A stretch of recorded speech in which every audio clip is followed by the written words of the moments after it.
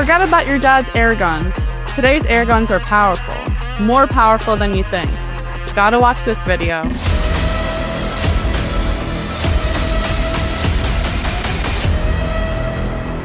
Welcome to Action Hound Media, the site and channel all about action. Life's boring, get some more action into your life. I'm going to talk about airguns this week and why you should consider an airgun rather than a real gun. Some people are under the impression airguns are weak, small caliber weapons, but that is not true anymore. Sure, there are a ton of airguns that shoot BBs and pellets that you can buy at Dick's, but in the recent years, PCP airguns have become more popular. A PCP airgun is a pre-charged pneumatic gun that is powered by a high-pressure tank that makes some of these guns powerful enough to kill deer, or even a human, really. These guns come in .177 to 50 cal. I have the Air Force Texan, which is a 45 cal air rifle that shoots over 1,000 feet per second. That is pretty powerful, and that's powerful enough to go hunting with. An air gun is a great alternative to a real gun because it's not considered a firearm, does not require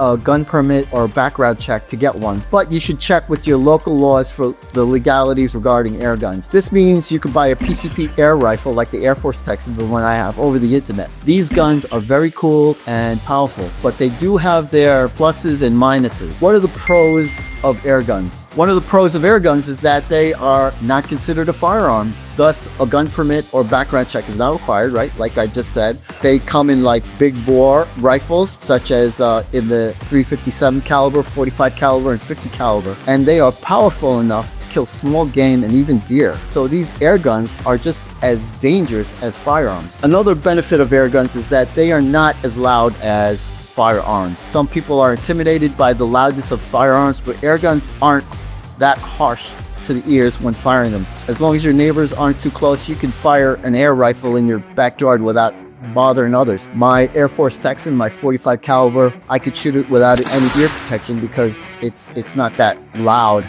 it's not like a firearm, shooting a firearm. So that is a great advantage of air guns. And also, the ammo for air guns is way cheaper. One tin of 100 pellets for a 357 rifle could cost as low as $18, which is 18 cents per pellet. Handgun ammo for a 9mm could cost somewhere between 25 cents to 40 cents a bullet. Taking that into consideration, it is a lot cheaper, but there are cons to the air gun. First of all, air guns are very expensive. Some air guns cost even more than their firearm counterpart. For instance, let's compare my air rifle to an AR-15 rifle. My air rifle, I have an Ebonix Max ML, cost me about $1,300 with a scope, a case, and 4 tins. My AR-15 costs about $1,300 with a scope, case, laser sight, and 40 rounds. The initial cost is comparable, but the airgun accessories make the price of entry into the airgun world more expensive. I had to buy a means to fill the Ebonix Max rifle, so I had to buy a mini scuba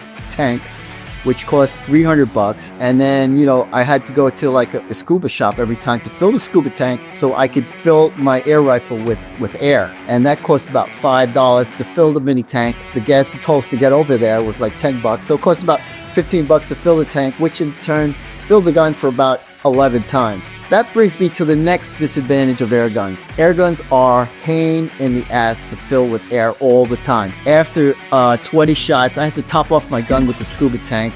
And so every 20 shots, you have to refill it, right? Since the scuba tank is only good for 11 fills, I had 220 shots until I had to refill the scuba tank. Sure, you could get air compressors for the air gun, but that costs anywhere from $500 to thousands of dollars. And I actually bought one, so that was another investment. The other disadvantage that weapon aficionados are concerned with is the lack of power and range in comparison to a firearm. An air rifle probably has an effective range of about 70 yards, which is far, really. I would say more like 20-30 yards, and every shot you take, the air gun reduces its power, so there's less air in it, and as the air pressure lessens with each successive shot, you will also get bullet drop. So here are the pros and cons, a breakdown of air rifles. If you're a true weapon hound, you will investigate air guns. You will need to weigh the pros and cons before determining whether to purchase one or not, but it's worth taking a look. So check out some air guns, get on the internet and check out what a PCP air gun is. You'll be surprised. It might be a good alternative to firearms, but anyway, that's all going to be up to you.